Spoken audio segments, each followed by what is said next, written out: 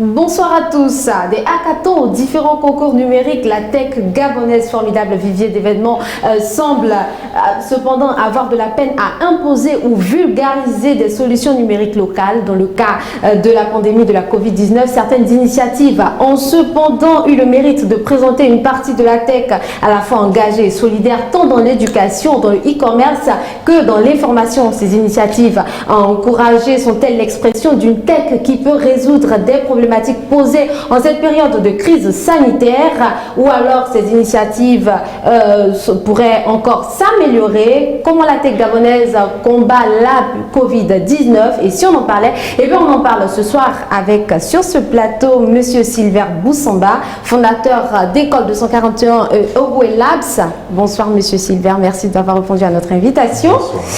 Et nous en parlons également avec Monsieur Edouard Claude Ossou. Alors lui, il est le fondateur de Cynthia Africa.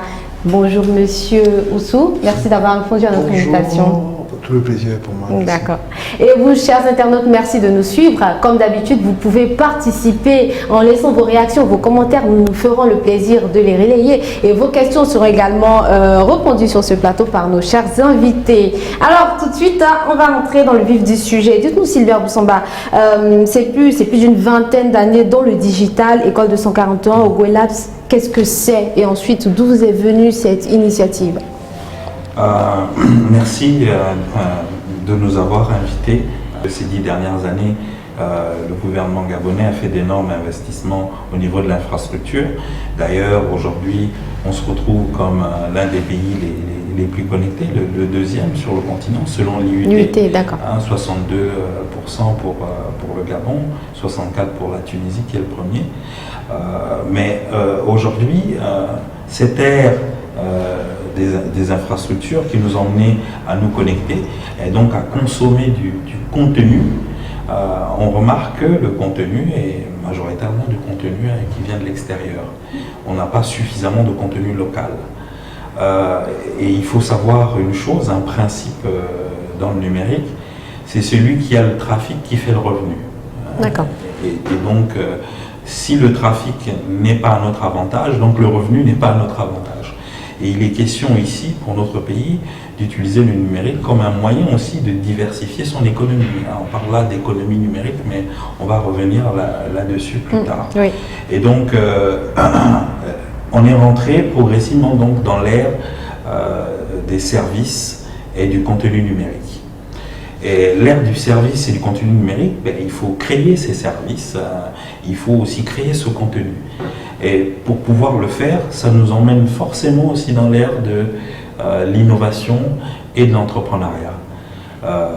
Donc c'est pour ça qu'il faut bâtir un écosystème start-up pour pouvoir justement arriver à créer des solutions nouvelles à partir des idées. D'où Ogwe Labs. D'où Ogwe Labs pour accompagner justement les entrepreneurs dans cette démarche-là qui passe de l'idée jusqu'à l'entreprise viable économiquement. Mais tout ceci ne peut se faire que si on a un savoir-faire technique pour pouvoir justement le faire. Et c'est pour ça l'école 241, une école qui forme de manière accélérée, intensive, qui est gratuite, qui permet aux jeunes de pouvoir apprendre un métier du numérique. On va en parler tout à l'heure, il y a 2 métiers. Et donc cette école est là pour être le vivier qui permet donc à l'écosystème de pouvoir s'appuyer dessus pour pouvoir construire des solutions numériques. D'accord. Alors, Monsieur Claude Ossou, à votre niveau, Cynthia Africa, vous vous spécialisez dans l'éducation numérique. Alors, comment est-ce que cela fonctionne concrètement? Comment ça fonctionne? C'est simple en fait. On a mis en place une plateforme qui permet à chaque acteur de l'éducation d'avoir accès à toutes les informations dont ils ont besoin en temps réel sur leur téléphone ou sur leur ordinateur connecté.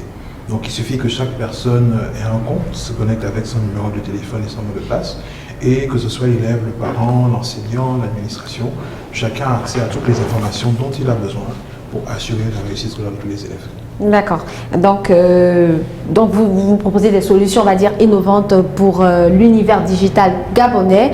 Et quelle est votre appréciation sur l'évolution de, on va dire, la tech au plan national? Moi? Oui, Ok, comme vous d'accord. voulez. Je pense qu'en termes de tech, il y a beaucoup d'initiatives qui se font. Ok, et il y a beaucoup de jeunes entrepreneurs, il y a beaucoup de regroupements même autour du code. Vous avez par exemple We Are Digital, vous avez Codon, vous avez tout un ensemble d'initiatives qui se font pour développer tout justement la tech. C'est encore embryonnaire, c'est vrai, mais aujourd'hui vraiment la tech est en train de prendre un essor non négligeable. Et je pense que dans les prochaines années, on aura un environnement, un écosystème tech qui sera à la hauteur de, en fait, les autres pays africains qui sont avancés comme le Rwanda ou bien la Tunisie ou le Maroc. D'accord. Et vous partagez cet avis? Oui, justement, je le disais tout à l'heure, 70% de la réussite d'une start-up dans l'univers du numérique dépend de son écosystème. Et donc l'écosystème, on en parle souvent, mais qu'est-ce que c'est? C'est un ensemble d'acteurs et de dispositifs qui interagissent les uns avec les autres dans le but de transformer une idée. Alors des fois, ça commence même pas par une idée, ça commence par une frustration. Oui. Une frustration, quand on creuse dedans, on découvre un problème. Et le problème, on creuse dedans, on va découvrir une solution ou plusieurs solutions. Et ces solutions peuvent emmener donc à des maquettes, à des prototypes, à un produit. Et ce produit, il faut le confronter à un marché. Et derrière cela, donc, ça permet de créer la start-up qui, elle, va suivre toutes les étapes de croissance en passant par les différents dispositifs capables d'accompagner avec des leviers comme le financement, ainsi de suite. Mais on n'en est pas encore là. Hein. On est en train de prendre la porte juste au début de l'entrée. Et ce processus, bien sûr, va grandir en fonction des interactions des uns et des autres et de notre capacité à faire bouger les lignes, à mettre en place les dispositifs. Par exemple, on a besoin dans un écosystème de gens compétents, donc à deux niveaux, au niveau ingénierie technique, pour être capable de construire des solutions, mais aussi au niveau business, pour être capable de faire du marketing, donc de proposer faire de des la choses. vente de ces solutions. D'accord. Et voilà, vous avez parlé d'étapes embryonnaires en ce moment, donc on peut dire que l'univers digital gabonais est plutôt dans une phase Naissante. Voilà, naissante, d'accord. Est-ce qu'on peut dire que cette période de crise sanitaire est une aubaine pour cet univers-là de s'affirmer? Oui, je peux dire que c'est une opportunité, pas vraiment une aubaine pour tout le monde, mais pour certains c'est une opportunité. Il faut dire que le numérique c'est quelque chose de transversal, ce n'est même plus un secteur. C'est un prérequis pour pouvoir accéder à d'autres secteurs comme la santé, l'agriculture et autre chose.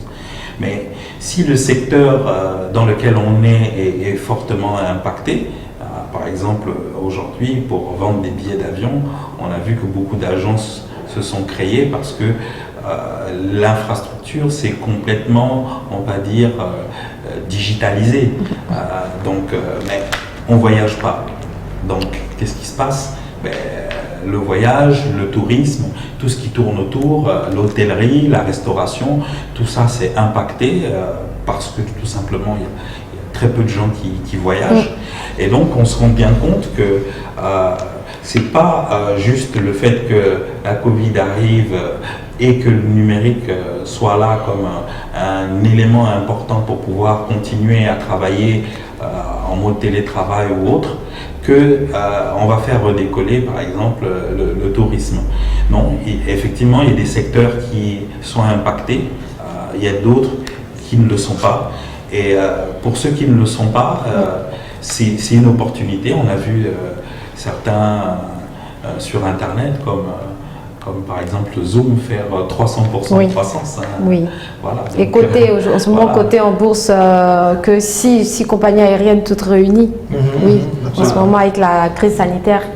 Donc c'est dire que c'est peut-être une aubaine pour certains, comme vous le dites. C'est beaucoup plus difficile. D'accord.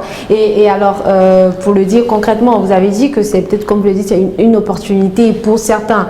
Et qu'est-ce qui a été fait jusque-là au niveau national? Donc on va commencer par Cynthia Africa. Au niveau national, qu'est-ce que vous avez entrepris depuis le début de la crise sanitaire? quelles solutions vous avez proposées? Déjà, à la base, Scientia travaille avec des écoles privées. Et donc notre plateforme est uniquement disponible pour les écoles avec lesquelles nous travaillons. Mais tout justement, à cause de la crise, pour participer à l'effort national et puis dans un élan de solidarité, nous avons décidé d'ouvrir notre plateforme et de donner accès gratuitement à tous les élèves et tous les enseignants qui voudraient continuer à travailler malgré le fait qu'ils puissent avoir l'arrêt des cours. Donc aujourd'hui, n'importe quel élève, en partant du CP jusqu'en terminale, peut se connecter, créer son compte gratuitement sur la plateforme et avoir accès aux cours et au contenu fourni par les enseignants qui travaillent bénévolement. Mais ça, c'est quelque chose que vous faisiez avant le début de la crise sanitaire? Oui. Et qu'est-ce qui change maintenant? Pas à la même échelle. Parce qu'avant, en fait, on travaillait avec les établissements et chaque établissement ne donnait accès qu'à ses élèves. D'accord. Et seuls les enseignants de l'établissement en question pouvaient accéder à la plateforme. Là, aujourd'hui, on l'a ouvert et tout le monde peut y avoir accès. Il n'y a pas de restriction au niveau des établissements ni au niveau des enseignants, en fait. Donc, tout le monde peut avoir accès au contenu qui est mis en ligne par les enseignants bénévoles. D'accord. Et de votre côté, Gwelabs, École 241? Oui, déjà au niveau de Gwelabs, on a décidé, puisque le mentoring c'est une activité et le coaching c'est une activité traditionnelle dans un incubateur, vu qu'un incubateur est peuplé fortement d'entrepreneurs qui interagissent, qui sont là en permanence, mais aussi au sein de Gwelab on a une école, et que l'école par exemple est une école professionnelle et toutes les écoles professionnelles sont fermées. On s'est dit, à partir de chez nous, à quoi on peut réfléchir pour pouvoir justement adresser un certain nombre de problématiques. La première, c'est qu'on s'est dit, il faut qu'on continue à aider les entrepreneurs. Et donc, on a mis en place un programme de mentoring en ligne, qui intervient en ligne, qui fait intervenir aussi un vivier de professionnels qui viennent de la première promotion de l'école 241. D'accord. Donc on aide des entrepreneurs qui ont besoin de se réinventer face à la situation actuelle, la situation sanitaire, qui a un impact économique. Ils se demandent, parce qu'ils sont à l'arrêt, économiquement parlant et financièrement parlant, ils se disent comment faut-il se réinventer.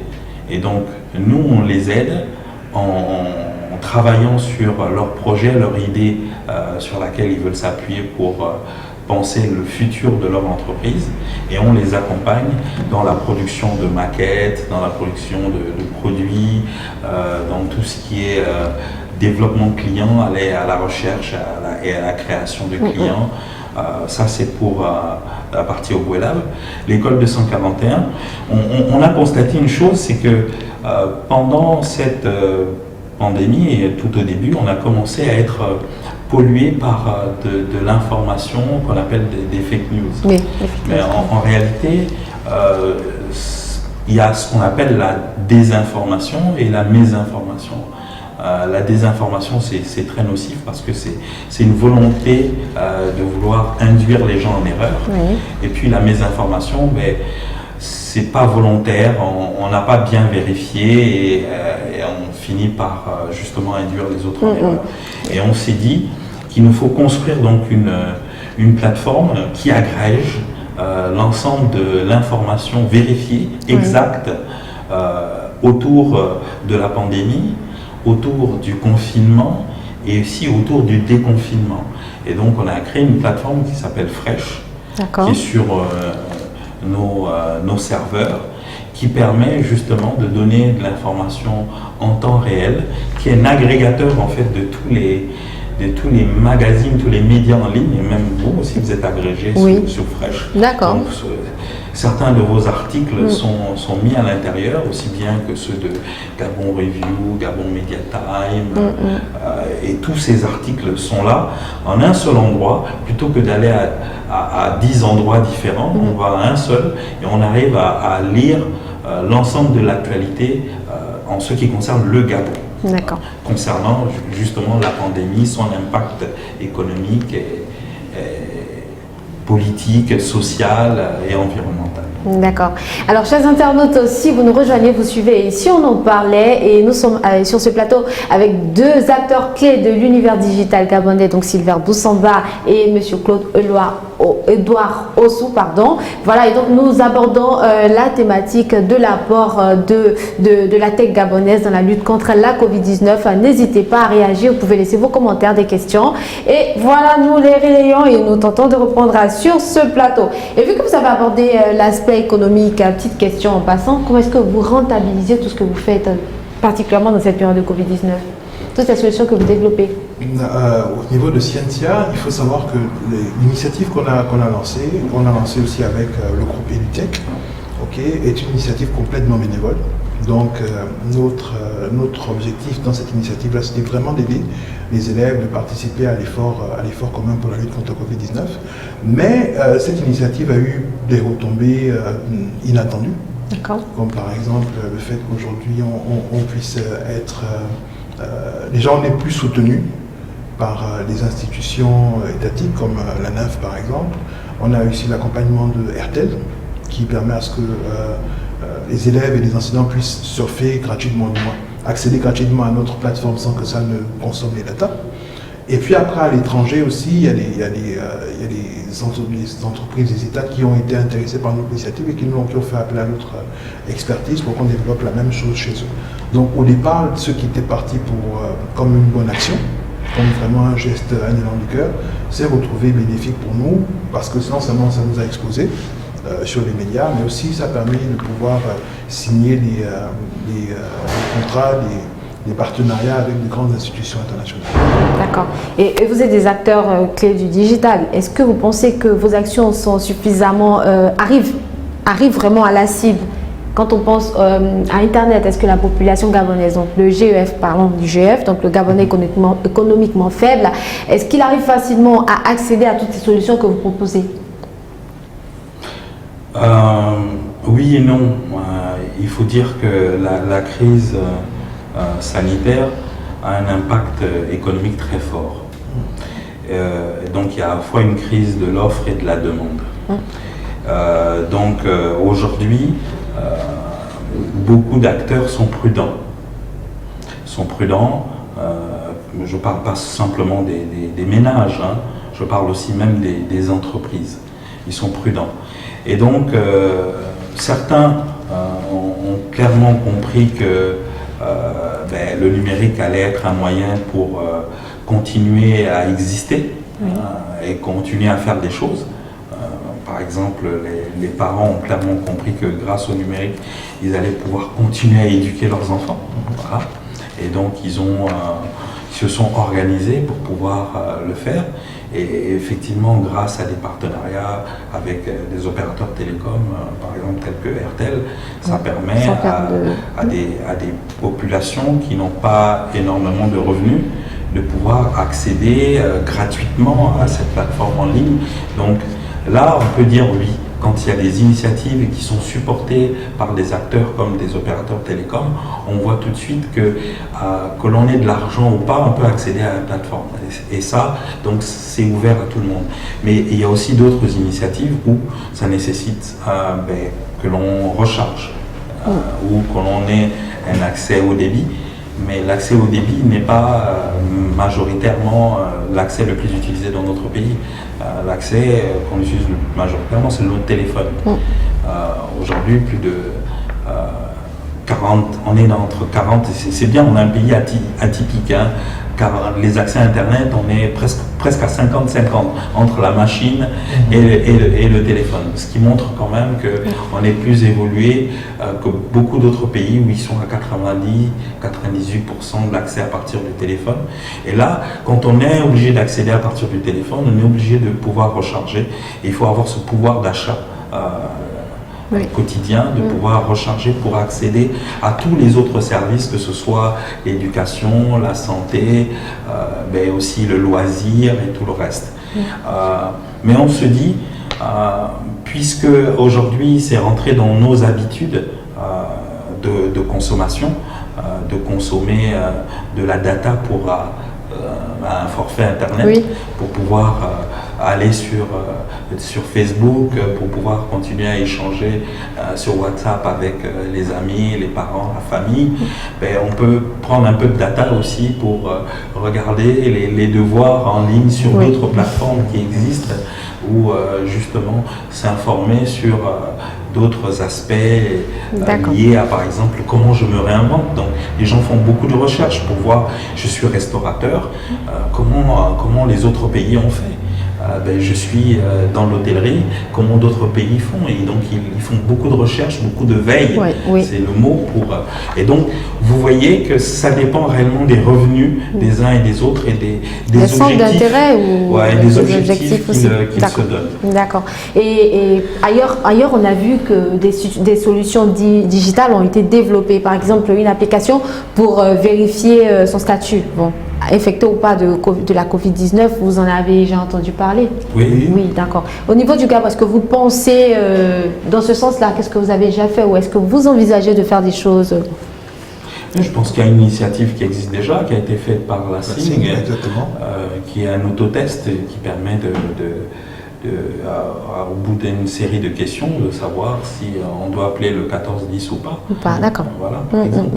Je pense qu'ils ont fait aussi autre chose dans l'accompagnement des entreprises. Donc, leur ont proposé un ensemble d'outils pour pouvoir justement continuer à travailler, à télétravailler, parce que beaucoup d'entreprises ont autorisé ou mis en place un dispositif de télétravail pour continuer à produire de la valeur.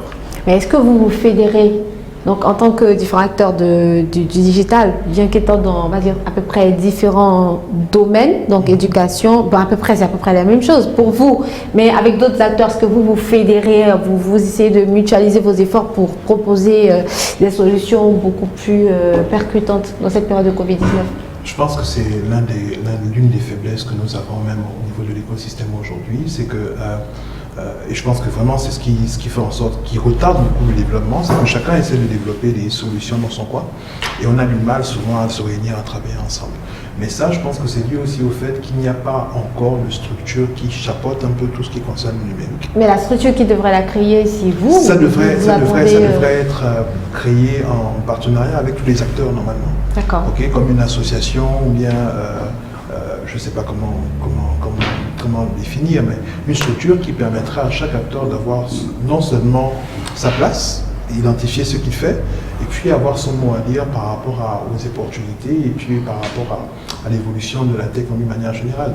Aujourd'hui, par exemple, la SING qui a été développée par l'État en partenariat avec certaines entreprises et tout, qui normalement devrait jouer ce rôle, mais la SING est encore dans une phase de croissance et d'évolution, et donc elle est en train de prendre ses marques, et j'espère que d'ici quelques temps, comme elle a déjà fait, comme on l'a expliqué tout à l'heure, Sylvia, dans le fait de recenser les services pour les proposer aux entreprises. Donc j'espère que d'ici quelques temps, on pourra véritablement créer un écosystème où tout le monde est vraiment associé et puis participant, et puis tout le monde est engagé aussi dans le développement communautaire, en fait, et dans le fait surtout de travailler ensemble. D'accord. Et oui, à juste titre, en fait, il y a un programme gouvernemental qui est un projet qui s'appelle Gabon. Gabon, oui. Qui a pour objectif de créer et d'animer un écosystème d'innovation numérique. D'ailleurs, la SING est l'émanation en fait de ce programme, de ce projet. Il y a en projet effectivement la création d'autres incubateurs, mais aussi de programmes, d'événements dans le but justement de créer des communautés, de faire vivre en fait ces communautés autour de challenges qui vont permettre justement de faire éclore les meilleures idées, de les identifier et de voir dans quelle mesure les transformer en produits qui peuvent adresser des problématiques des populations. Donc de ce point de vue-là, moi je fais partie du comité technique opérationnel de Gabon, et je sais qu'en préparation il y a de très bonnes choses dans le but de fédérer l'écosystème parce qu'on est clairement conscient que, comme on le disait tout à l'heure, la réussite de ces entreprises dans le numérique dépend fortement de la capacité à l'écosystème à se fédérer, à travailler ensemble, à collaborer, à coopérer. Voilà. Et qu'est-ce qui manquerait concrètement on va dire à cet univers-là, à votre univers? Qu'est-ce qui manquerait pour vraiment éclore, pour proposer des choses encore plus épatantes, encore plus efficientes pour la Covid-19? Pour la Covid-19? Oui, dans le cas spécifique de cette période de crise sanitaire. Je pense qu'on a besoin de partenariats. Je pense qu'il y a des partenariats qu'on va chercher, il y a des partenariats qui viennent vers nous. C'est vrai que ce n'est pas tout aussi fluide qu'on le souhaiterait. Il y a un partenariat qui nous a emmené là à la création d'une solution. Et comme elle n'est pas finalisée, donc on ne peut pas communiquer dessus. Oui, d'accord. Mais ce partenariat nous permet justement d'agréger un certain nombre de solutions sur une plateforme qui vient de différents acteurs. Donc c'est déjà un début. Donc il faut plus de partenaires de ce type-là. Je crois que l'écosystème numérique de manière générale arrive à grandir qu'au moment où on arrive à faire des choses concrètes. Il faut qu'on soit concret, il faut que ça marche. Voilà. Mais c'est au moment où on devient concret qu'on a de l'impact réellement au niveau sociétal, que tous les acteurs, donc les partenaires au développement, les bailleurs de fonds, tous les organismes, les institutions internationales commencent à s'intéresser aussi à ce qu'on fait et décident de venir nous accompagner dans cet élan-là. Donc on a besoin de visibilité et heureusement vous avez pensé à nous, voilà, de mettre la lumière sur ce qu'on fait pour que d'autres personnes soient informées et viennent nous aider à faire ce qu'on fait, ou bien qu'ils soient informés et c'est nous qui les aidons eux à pouvoir aller beaucoup plus loin. On a besoin de financement, bien sûr, parce que tout ce que l'on fait mobilise des ressources humaines, de la matière grise, de l'infrastructure, et c'est pas gratuit. Généralement, nous le faisons avec nos moyens, mais nos moyens ne nous permettent pas de toucher une population très très grande. Et donc, lorsqu'on vient avec des financements, on est capable de monter en termes de dimension et d'échelle pour toucher beaucoup plus de gens. Donc, ce que Claude fait avec des financements, il pourrait encore aller beaucoup plus loin. Et justement, en parlant de partenariat, vous avez à Scientia Africa, vous avez initié un partenariat avec les Comores. Comment est né ce partenariat? D'accord. Si vous permettez, je veux juste rebondir sur ce qu'il a dit. Après, je vais répondre à vos questions. Je pense que par rapport à ce que M. Moussamba dit, Sylvie a dit, c'est vraiment important qu'on ait le soutien, que ce soit financier, mais aussi la visibilité. Mais avant même d'avoir le soutien financier, avant la visibilité, je pense que l'une des choses qui nous fait défaut par rapport à la Covid-19 particulièrement, je pense que c'est la créativité. Parce que aujourd'hui, par exemple, quand vous regardez juste à côté au Cameroun, ils ont inventé les respirateurs avec les moyens du bord pour justement équiper les hôpitaux.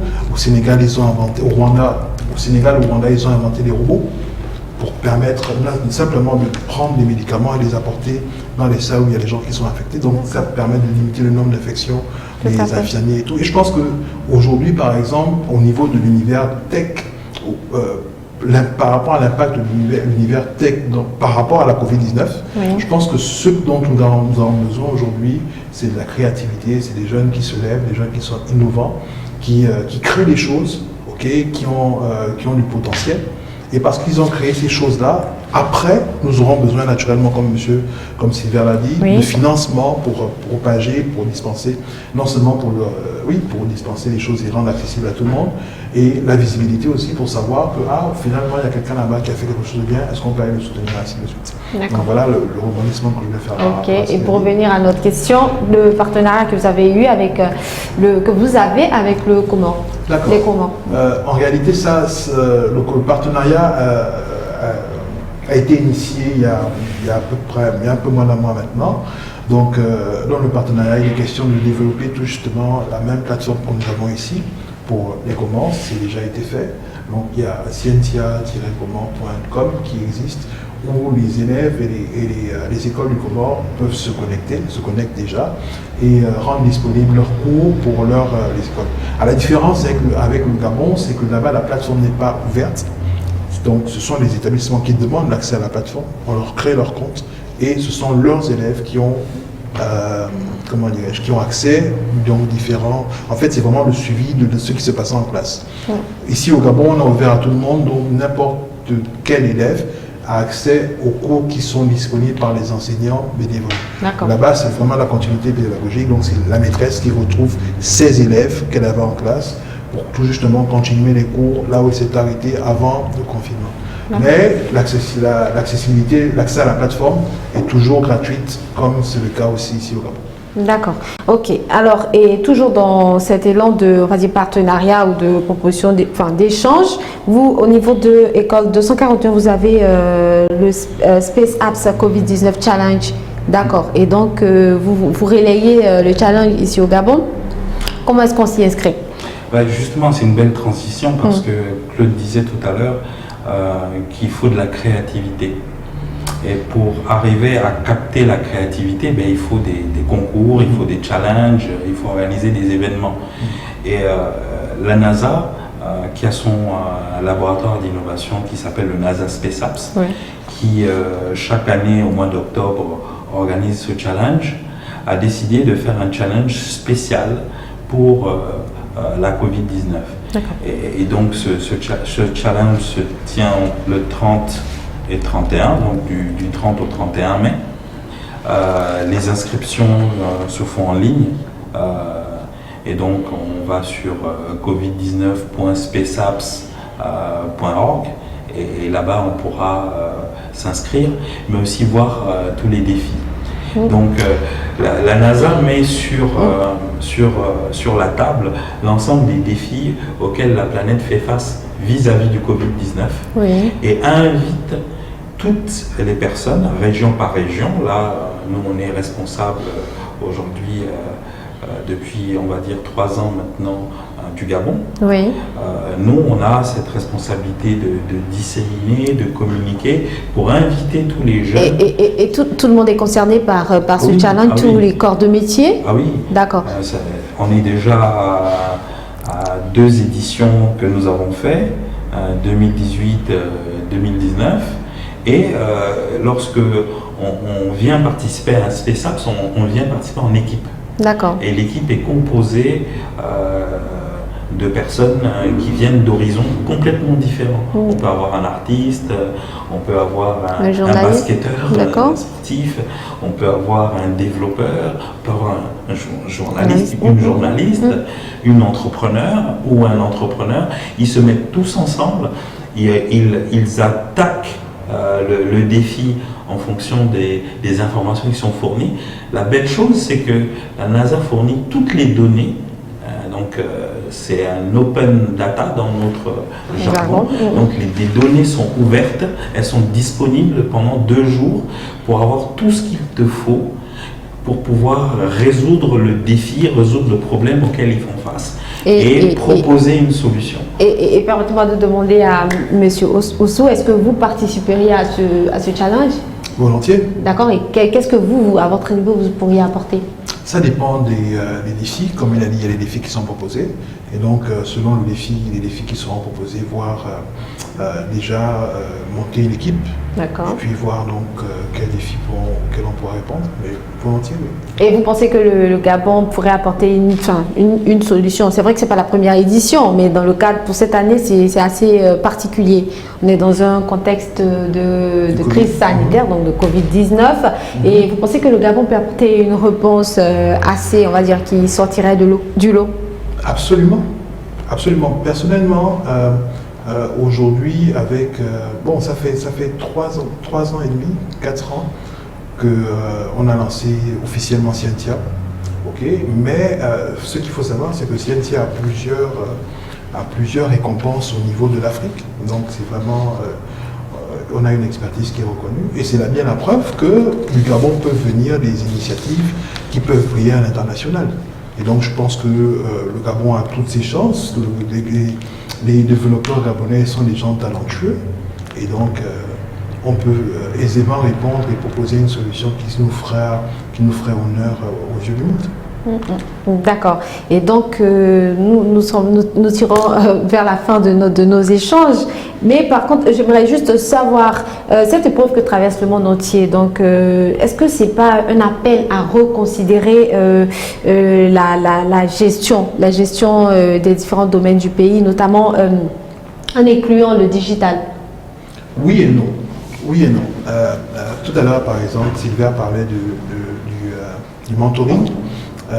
Pour aider tout justement les gens à se réinventer par rapport au digital. Je pense que l'élément fondamental pour chacun des secteurs de métier, affectés ou non, c'est de connaître sa raison d'être. Donc, en tant qu'entreprise, mais aussi en tant qu'entrepreneur et porteur de projet, de connaître sa raison d'être. Quand on connaît sa raison d'être, on est capable de pivoter. Je prends un exemple simple. Vous êtes dans le...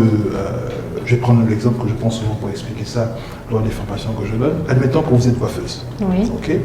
Et naturellement, comme il y a le confinement, de facto, on dit votre salon de coiffure est fermé, et donc vous ne pouvez pas exercer, vous êtes subissez les méfaits de la crise. Okay. Sauf qu'en réalité, c'est quoi une coiffeuse? Quel est le service qu'elle offre? Le service qu'elle offre, c'est la beauté de bien-être. Okay. Est-ce que la coiffeuse ne peut pas réfléchir sur, bon, je ne peux pas aujourd'hui amener les gens dans mon salon, et je ne peux pas me déplacer vers eux parce qu'il y a le confinement, mais je peux organiser une session où j'aide mes clientes habituelles à se coiffer elles-mêmes.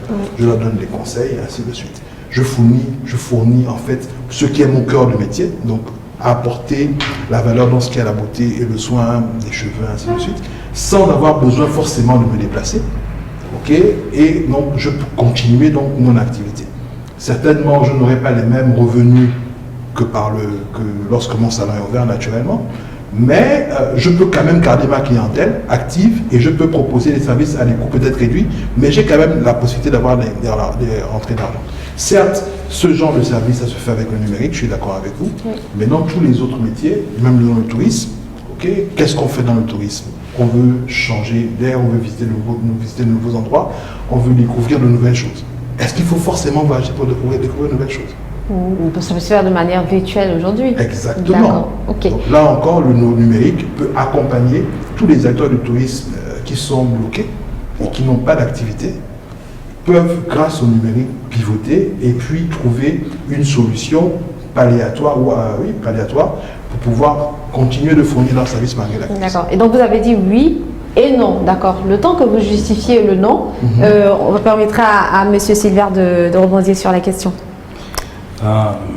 Je pense que c'est effectivement l'occasion de construire une nouvelle économie. Je pense que jusque-là, sur le continent, on a très peu de pays qui sortent la tête de l'eau en parlant d'économie numérique. On n'a pas plus de 5 ou 6 pays. On parle toujours des mêmes, le Maroc, la Tunisie, le Rwanda, le Sénégal et les autres. Je pense que c'est une opportunité pour nous aussi de faire une transition vers l'économie numérique. Mais en réalité, peut-être qu'on ne comprend pas vraiment qu'est-ce que c'est que l'économie numérique. Et il faut déjà essayer de comprendre c'est quoi l'économie de manière très très simple. Je pense que nos comportements sociaux ont un impact sur la richesse. un impact positif ou négatif sur la richesse. Et donc, il y a un certain nombre de comportements qui vont justement soit créer de la richesse, soit diminuer de la richesse. Et l'économie tente d'analyser ces comportements et de prédire qu'est-ce qui va se passer. Ça, c'est un aspect. Mais il y a des conversations, parce que tout commence par une conversation, par des personnes qui échangent, qui discutent, et d'une conversation va aboutir à une transaction. Et c'est la même chose dans le numérique. Les conversations peuvent naître dans le numérique. Mais seulement, comme on est tellement dans l'univers physique qu'on ne comprend pas toutes les conversations qu'il y a dans le numérique.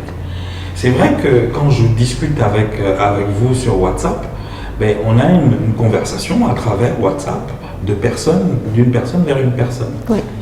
Mais vous pouvez aussi communiquer d'une personne vers une application.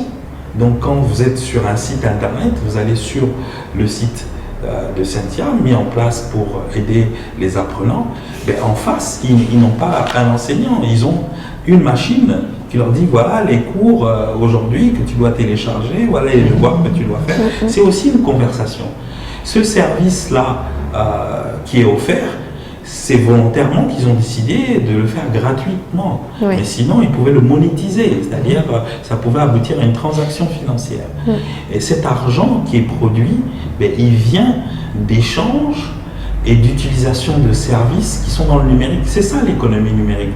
C'est aussi des conversations digitales d'une personne vers une personne vers une machine, et même des fois d'une machine vers une personne. Quand vous recevez un email, c'est d'une machine des fois. Est-ce que cela justifierait le fait qu'on devrait intégrer concrètement le digital dans la stratégie de gouvernance? Oui, bien sûr. Pourquoi? Parce qu'aujourd'hui, on cherche à diversifier notre économie. Si on regarde aujourd'hui les valorisations des plus grandes entreprises de la planète, on regarde le top 10, ben, on va se rendre compte que 7 entreprises les plus valorisées sont des entreprises qui viennent du numérique. Et c'est un peu dérangeant pour nous. Nous avons des matières premières comme le pétrole, les mines, et la première boîte, entreprise qui fait dans le pétrole, qui s'appelle ExxonMobil, arrive peut-être à la 14e place. C'est pour dire que déjà même le monde a changé. Oui. Toutes ces entreprises qu'on disait les grandes entreprises et on appuyait nos économies sur elles, ben, aujourd'hui sont reléguées à un second rang dans la création des richesses. Pourquoi? Parce qu'on a découvert quelque chose. C'est que, par exemple, ces 2 dernières années, ça a produit 90% de l'information qui existe dans le numérique. Rien qu'en 2 ans, on a fait 90%. L'information est devenue un minerai. Et en exploitant ce minerai, on arrive à créer de la valeur et donc créer de la richesse. Donc ça veut donc dire que concrètement, il faudrait penser à pérenniser ce boom du digital qui est en train de se lever ici au Gabon. Oui, bien sûr. Même ça veut dire qu'aujourd'hui, ce sont des gisements de valeur dans lesquels on peut puiser, comme on puisait dans les puits de pétrole, pour pouvoir justement créer de la richesse pour notre économie. Et comme l'économie est au service du bien commun et du bien-être, et donc apporter beaucoup plus de bien-être à tout le monde. D'accord. Et M. Osso, vous aviez dit non. Alors le non, comment est-ce que vous le justifiez? Parce qu'il n'y a pas que le numérique aujourd'hui qui peut créer la valeur. Là, par exemple, nous ne faisons pas face à une crise sanitaire. Okay. Donc, les investissements déjà dans le secteur de la santé, on le remarque combien de fois ils sont importants aujourd'hui. Donc, il y a différents secteurs aujourd'hui parallèles au numérique sur lesquels les États doivent investir, ne serait-ce que l'agriculture. Aujourd'hui, par exemple, on a eu la chance d'avoir les dons de denrées alimentaires et tout, mais durant le confinement, il n'y avait pas de livraison, étant donné qu'on a un pays qui consomme à 95% des ressources qui viennent de l'extérieur, il n'y avait pas de livraison de matière, du moins de nourriture, ainsi de suite. Et donc, si l'État est totalement dépendant en ce qui concerne ne serait-ce que la nourriture des pays voisins, comment est-ce qu'on fait pour vivre en temps de crise? Parce qu'on ne peut pas importer. Donc aujourd'hui, il y a des secteurs qui n'ont rien à voir avec le numérique, dont le numérique naturellement peut aider, certes, mais vous avez l'agriculture, vous avez la santé, vous avez ne serait-ce que le domaine du, comment dirais-je, la propreté. La propreté. Aujourd'hui, la crise du Covid-19 met en avant, met en lumière l'importance d'avoir une hygiène de vie. Mais est-ce que, vous avez parlé du domaine de la propriété, est-ce que des communautés ne peuvent pas se lever sur Internet? Donc on voit des groupes qui se créent pour se fixer des objectifs. Bon, on se dit, bon, pour le secteur de, on va dire quoi, de vin d'eau, aujourd'hui, c'est vrai qu'il y a le confinement, mais il y a quand même le couvre-feu, il y a des périodes où on peut sortir. Est-ce que pour cette période, est-ce que les samedis, on ne devrait pas sortir? Quelqu'un donne le départ, c'est aussi une manière de faire participer le digital. Donc quand vous dites que pour tel domaine. Donc vous avez pris l'exemple de la propriété, le numérique ne peut pas agir là. En fait, la vérité, c'est comme a dit M. Moussamba Silver tout à l'heure, le numérique, c'est c'est un moyen, c'est pas une finalité. Okay? Le numérique est un moyen. Par exemple, l'exemple que vous venez de prendre sur le fait de se réunir pour aller nettoyer le quartier et tout, les gens se réunissent comment? Ils communiquent via le numérique, via WhatsApp, retrouvons-nous à telle heure, à tel endroit. Okay? Donc le numérique a été le moyen de communication. Mais ce n'est pas le numérique qui va les balayer. Oui, le numérique ne va pas balayer, mais le numérique concourt à maintenir le cadre de vie propre. Ou alors, on peut se donner un signal. Ok, dès que vous remarquez une personne qui jette quelque chose, capture d'écran, vous faites une photo, vous balancez sur la plateforme. Après ça, ce dont vous parlez, c'est les procédures. D'accord. Et les procédures, c'est les hommes qui les créent en fait. Maintenant, ils choisissent de les créer en s'appuyant sur le numérique ou non. Ok. Et vraiment, le numérique, c'est un moyen qui devient aujourd'hui un moyen quasi indispensable parce que toute la société aujourd'hui est bâtie autour du numérique. Les entreprises fonctionnent avec des ordinateurs, les ordinateurs sont équipés de logiciels, Windows, Mac, et ainsi de suite. Donc tout est construit aujourd'hui autour du numérique. Le numérique devient quasiment indispensable dans tout. Mais il y a des secteurs, par exemple, qui aujourd'hui sont vraiment des secteurs prioritaires. Les secteurs, par exemple, comme j'ai parlé tout à l'heure, l'alimentaire, l'agroalimentaire, qui sont des secteurs prioritaires, où le numérique peut aider à améliorer, aider à mieux communiquer ou aider à développer. Mais à la base, avant même le numérique, il faut que les gens retournent à la terre, recommencent à planter, recommencent à...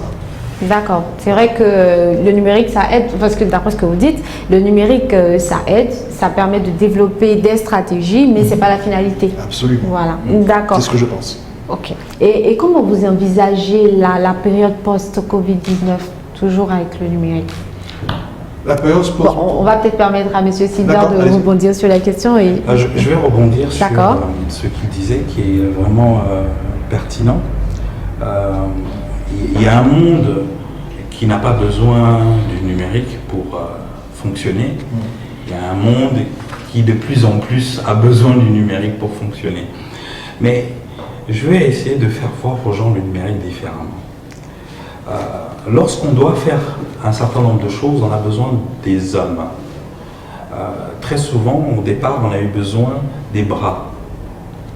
Et puis, on a eu besoin de notre intelligence, donc de notre cerveau. Et de plus en plus, on a besoin de notre cœur. Mais en utilisant l'homme, on constate une chose.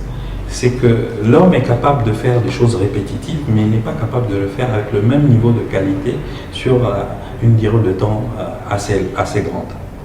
Donc, de plus en plus, en fait, qu'est-ce qu'on fait? On fait de la robotisation. On remplace l'être humain par des robots, ce qui permet à l'être humain de faire des tâches que le robot ne peut pas faire. Parce que détrompez-vous, un robot, c'est pas intelligent du tout. Il fait ce qu'on lui dit de faire. Bien sûr, il y a des gros sujets sur l'intelligence artificielle et tout ça. C'est encore... Et désolé de vous interrompre, justement, quand vous parlez de robots, on a une réaction d'un internaute, on a Stéphane Apurano qui dit l'automatisme et le robotique des solutions de développement. Et on a aussi une question. Et au Gabon, quel est le pourcentage de couverture numérique? Je pense que vous en aviez déjà parlé, mais on peut quand même revenir juste pour l'internaute. Oui, bon, par rapport à tout ce qui est robot, mais en fait il faut se décomplexer par rapport au robot. On a toujours pensé que le robot, c'est pour ceux qui regardent Star Wars, c'est R2-D2 et bien trois PO à côté de soi. Mais c'est pas ça. Les robots, c'est nos téléphones.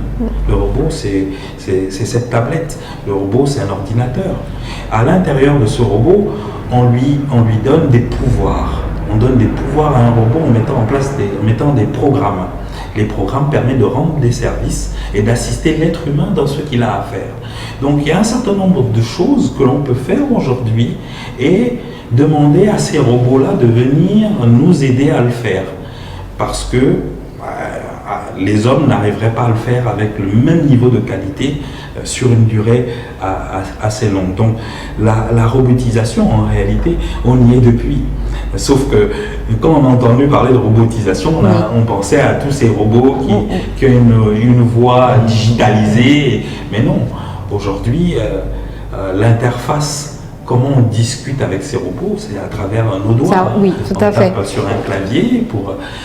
De plus en plus, il y a des assistants personnels. On pense à Siri, à Alexa, avec lesquels on peut interagir. C'est une autre interface entre l'homme et la machine pour pouvoir faire des choses. Et on va juste devoir répondre aux questions des internautes. Oui, et ça c'était pour la partie robotique. Automatisation, robotisation, on y est déjà.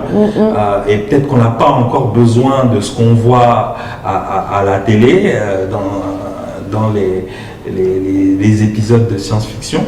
On a d'abord besoin de pouvoir faire des choses concrètes avec ces robots-là. Là, on le voit aujourd'hui. Il a parlé du Cameroun. Il y a des jeunes qui ont des stations, des bases de drones avec lesquelles ils arrivent à cartographier. Livrer même des médicaments. Et livrer des médicaments, ainsi de suite. Tout ça, ça fait partie de cette automatisation-là. Maintenant, pour ce qui est de la pénétration, on a dit qu'on a 62%. 62%, d'accord. Et là, je pense qu'on est en train de parler d'utilisateurs uniques. Mais lorsque on essaie de regarder le nombre de personnes qui utilisent un téléphone mobile, on a dépassé les 190% de gens, parce qu'on a plusieurs téléphones. Des fois, on a un téléphone avec plusieurs SIM qui ont tous un accès à Internet. Et donc, on se rend compte tout simplement qu'on a accès de manière intensive à Internet. Mais c'est vrai et ce n'est pas vrai. D'accord, Pourquoi ? Ce n'est pas vrai dans le sens où il reste déjà au moins 38% qui n'ont pas accès, déjà. Et dans les 62%, il faut regarder la fréquence, quand est-ce qu'ils sont actifs et quand est-ce qu'ils sont inactifs. D'accord, on va encore prendre des questions de nos internautes.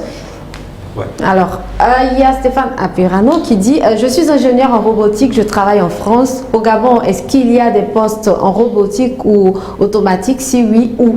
Alors, moi, je pense que par rapport à la question de Stéphane Apirano, en général, les postes en robotique se font dans les industries. D'accord. Dans les grandes industries, les chaînes de montage industriel. Je ne pense pas qu'il y en a beaucoup au Gabon. Mais je pense que c'est une bonne opportunité tout justement pour lui, pour venir non seulement déployer son expertise, et puis pourquoi pas développer sa start-up qui ferait dans ce domaine-là. Donc je pense que les portes sont ouvertes, étant donné que c'est un terrain vierge. Donc en général, quand on est le premier, on a l'avantage de prendre le terrain pour soi. Je pense que M. Stéphane Apirano, vous êtes bienvenu pour développer une start-up dans l'automatisme et dans la robotique. Voilà, donc la porte vous est grande ouverte. Par rapport à ça, il y a quelques entreprises quand même. Il y a Sopraga, qui utilisent des robots. Donc je pense que beaucoup d'entreprises aujourd'hui ont besoin d'innovation. Certaines font dans l'agroalimentaire aujourd'hui qui est quasi manuel, d'autres ont besoin de passer en semi-automatisé ou en totalement automatisé, mais il faut justement des spécialistes comme lui capables de venir leur dire que c'est possible, de leur montrer comment ça se fait, de commencer à construire des prototypes, qu'ils arrivent à se rendre compte que la production peut être accrue en utilisant justement ces robots, toutes ces techniques autour de l'automatisation, pour que les gens décident de s'investir un peu plus. Il faut dire qu'il y a toujours un intérêt qui guide la volonté des uns et des autres, c'est sûr. et l'entrepreneur de faire quelque chose C'est sûr. à faire. On va encore prendre une réaction et cette fois c'est Béranger Wando Bondime Dowe, voilà, j'espère que je n'écorche pas le nom, qui rebondit justement sur ce que vous aviez dit, Monsieur Silver, tout à l'heure, vous aviez parlé vous avez dit l'information est un minerai. Alors il dit waouh, l'information est un minerai. Monsieur Boussamba, je suis prêt à servir votre organisation.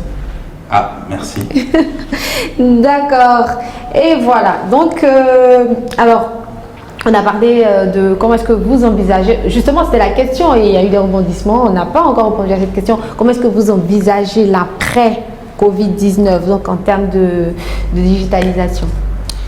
Mais je pense qu'aujourd'hui, que ce soit au plus haut sommet de l'État jusqu'à la population, les gens ont pris conscience de l'importance du numérique. Donc je pense que le numérique va prendre une place beaucoup plus importante. Il y aura beaucoup plus de digitalisation au niveau de l'État, dans les services de l'État par exemple. Autre chose aussi qui va, à mon avis, se développer, c'est le domaine de la santé. Je pense que l'État va, comme c'est déjà en train de se faire, là, investir dans le domaine de la santé pour permettre à ce que le maximum de personnes puissent avoir accès aux soins, et ce de façon équitable. L'autre chose aussi qui, à mon avis, va arriver, c'est tout justement le renforcement des capacités dans le secteur agroalimentaire pour éviter qu'on soit toujours dépendant de l'import, en fait, on soit toujours obligé d'importer la nourriture. Donc je pense que là encore aussi, l'État devrait investir, bien accompagner davantage tous les entrepreneurs qui sont dans l'agroalimentaire et qui sont dans l'agriculture, ainsi de suite. Et dernière chose, je pense qu'il y aura véritablement une prise de conscience dans ce qui concerne le développement durable. Je pense que les gens commencent à comprendre qu'on a une seule planète, et qu'il est important que malgré le fait qu'on veuille se développer ou bien qu'on veuille grandir ou alors qu'on veuille du moins tout automatiser, c'est important de tenir compte qu'on a une planète autour de nous et qu'il faut en prendre soin.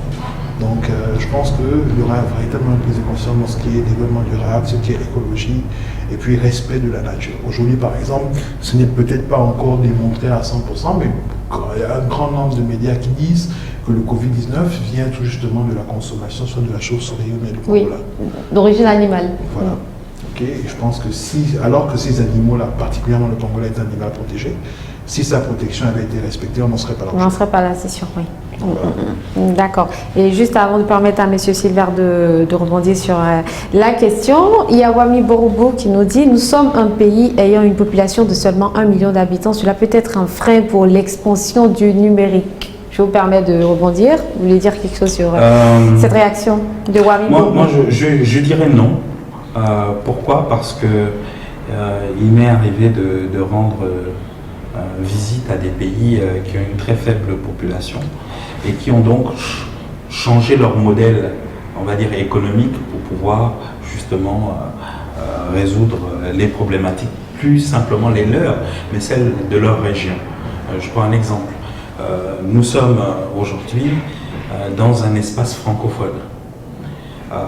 Si on regarde l'année dernière, toutes les startups les startups sur le continent africain ont levé à peu près 2 milliards de dollars.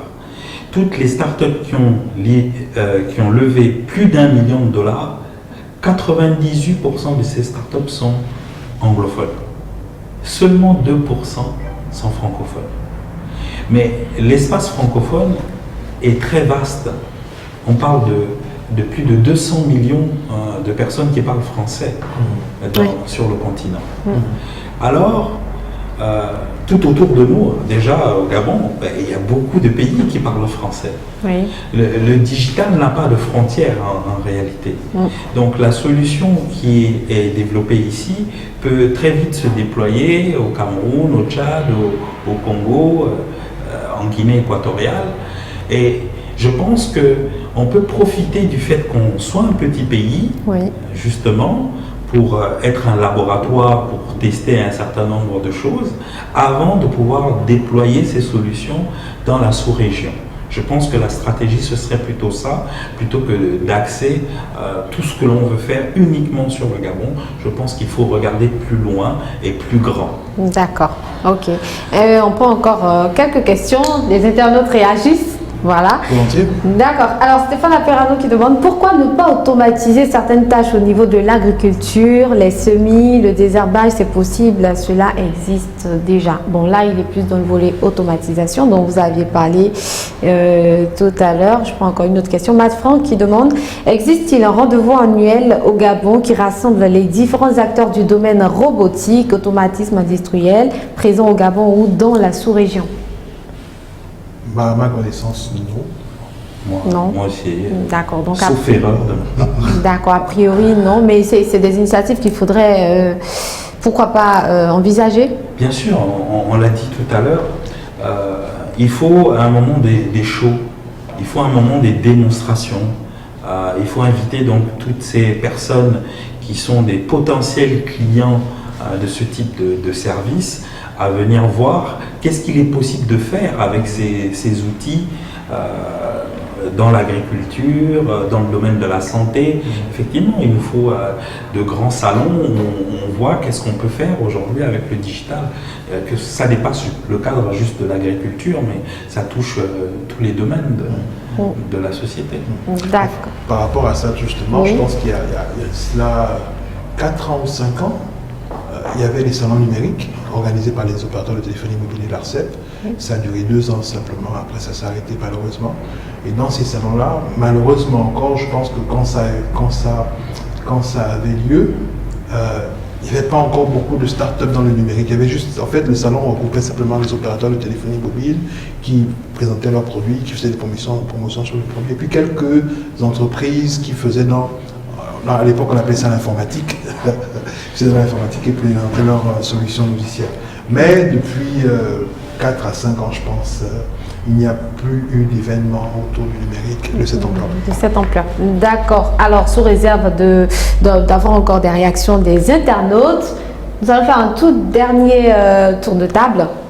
Histoire de savoir, alors vous avez un message particulier à lancer à ces jeunes entrepreneurs, on va dire en herbe, qui hésitent encore à se lancer dans le digital, ou éventuellement ceux qui auraient des solutions pour cette période particulière de crise sanitaire, mais qui ne savent pas vers où s'orienter concrètement.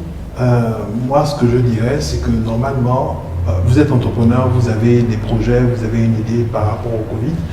La première chose que vous devez faire, c'est commencer à y travailler dessus, donc commencer à la concrétiser. Et parce que vous avez commencé à travailler sur vos projets, commencer à créer un prototype, commencer à créer une démonstration, vous êtes capable après de prendre votre prototype, votre démonstration, et puis de vous rapprocher des incubateurs, ou bien simplement de M. Sylvain Boussamba qui gère l'incubateur Wellapps, Oui. justement pour avoir après l'encadrement et la stratégie nécessaire pour pouvoir développer, amener votre prototype, votre projet à un autre niveau. Mais je reviens et j'insiste sur le fait que vous devez commencer.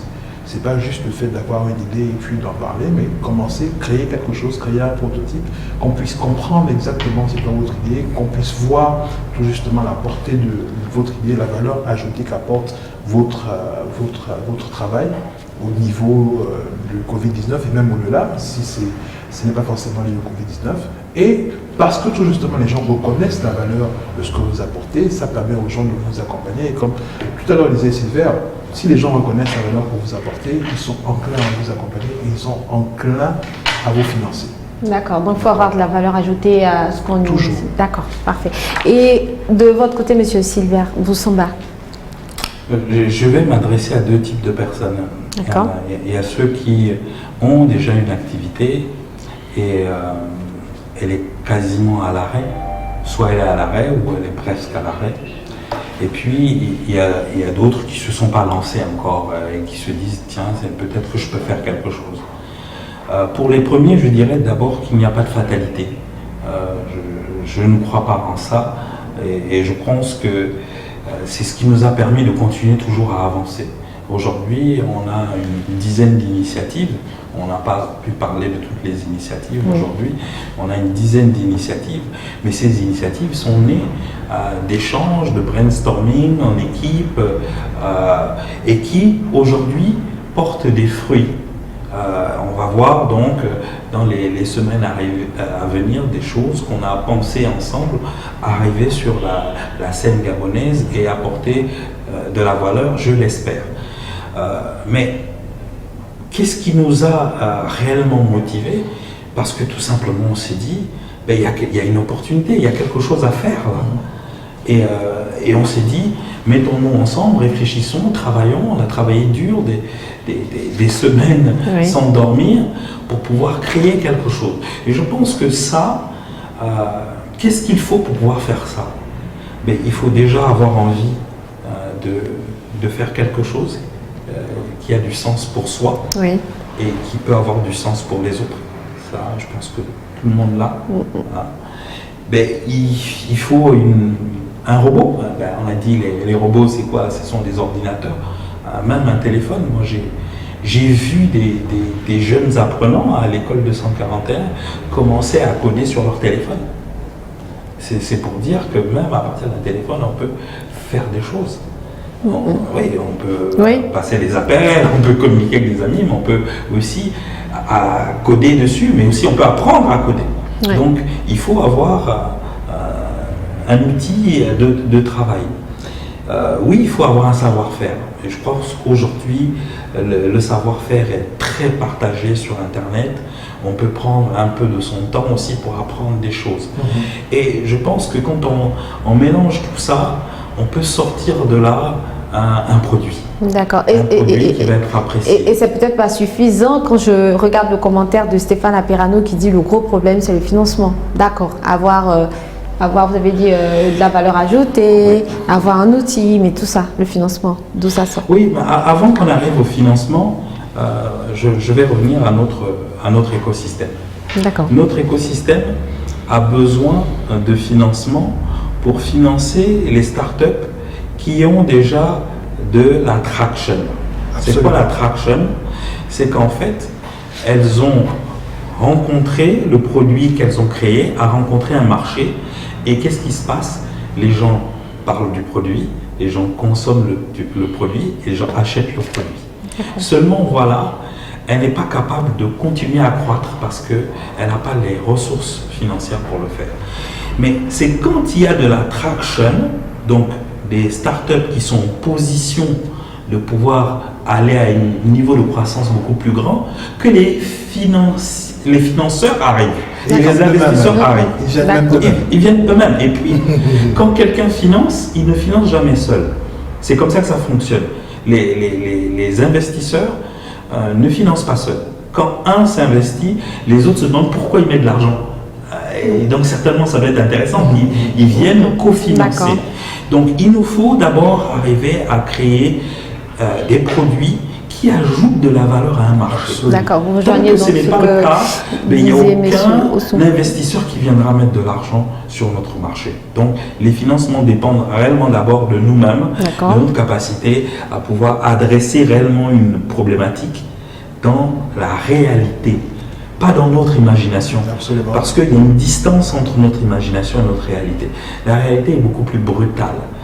J'aime bien une citation de Mike Tyson qui dit Everybody has a plan until he get punched in the face. Tout le monde a un plan jusqu'à ce qu'il reçoit un coup de poing en pleine figure. Et oui, quand on prend un coup de poing en pleine figure, on n'a plus de plan. Et là, on est obligé de fonctionner en se disant, bon, qu'est-ce que je vais faire? Mais c'est ça. Lorsqu'on a une idée, on veut créer quelque chose. Tant qu'on n'est pas venu confronter cette chose qu'on veut créer au marché, en réalité, on n'a encore rien créé. Donc, en un mot, vous demandez à ces jeunes, donc ces futurs entrepreneurs, d'oser. Oui, voilà, d'oser. D'accord. Il faut passer par cette phase-là, d'échec en échec pour se rapprocher de la réussite. Qui va entraîner certainement des pivots, des changements et autre chose. Et puis, il y avait un point sur le monde post-Covid. Oui, le monde post-Covid, justement. C'était justement la dernière intervention avant de clore le débat. Oui, une chose est certaine, on s'est rendu compte que même là, on a toujours la même difficulté, un peu partout sur la planète. On est obligé de gérer ce qu'on appelle la distanciation physique ou distanciation sociale. Ok. Rien que ce fait-là bouleverse plein de choses. Parce qu'on ne peut plus mettre le même nombre d'élèves dans la même classe, parce qu'on ne peut pas tous monter dans le même bus, mais il y a un manque à gagner quelque part. pour ceux qui font de cela une activité. Alors, que faut-il faire? Augmenter le prix, mais les gens n'ont pas assez revenus pour pouvoir le faire. Donc, quelque part, à cause de cela, le monde va se réinventer. Je prends juste un exemple. Quand on veut acheter du pain, maintenant on fait 30 minutes. À certains endroits, tu peux faire 1 heure. Quand on va dans un magasin, aujourd'hui, pour faire ses courses, on fait la queue sous la tente pendant 1 heure. En pharmacie, c'est pareil.